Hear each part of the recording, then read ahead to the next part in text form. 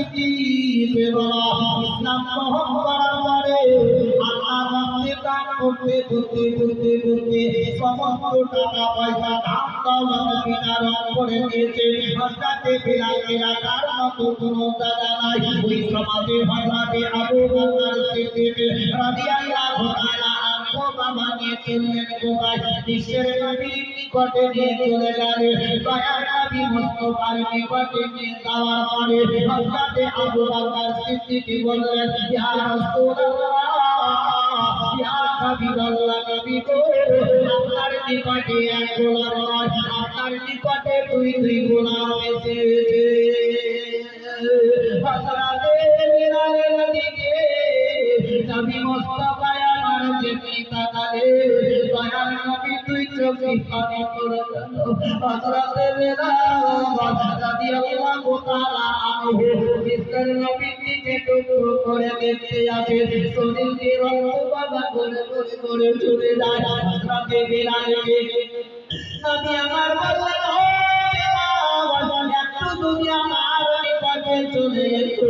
যখন বিশ্বের নবী আমার বিলাল বলে ডাক দিলেন, ওই সময় বিলাল আরো জোর করতে আরম্ভ করলেন। বিলালের দুই চোখের পানি ঝরঝর করে চলে যায়। হযরতে বিলাল রাদিয়াল্লাহু তাআলা আনহুকে বিশ্বের নবী বললেন, বিলাল ওভাবে আর কেঁদো না, চোখের পানি একটু বন্ধ করো, আমি আর সহ্য করতে পারি না।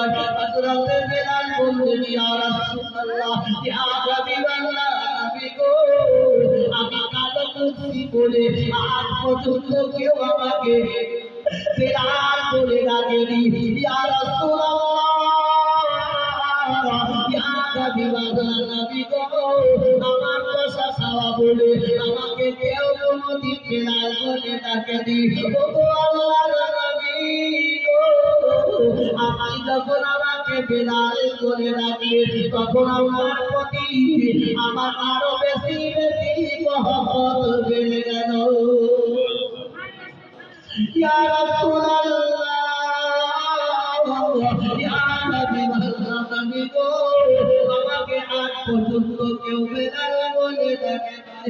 দয়ার নবী মুস্তাফা আমার, দয়ার নবী আমার বিলালের দিকে তাকাচ্ছেন, দুই চোখ দুটো খুলে দয়ার নবী দুই চোখের কোণা দিয়ে দুই ফোঁটা পানি পড়ে গেল। বিশ্বের নবী বললেন,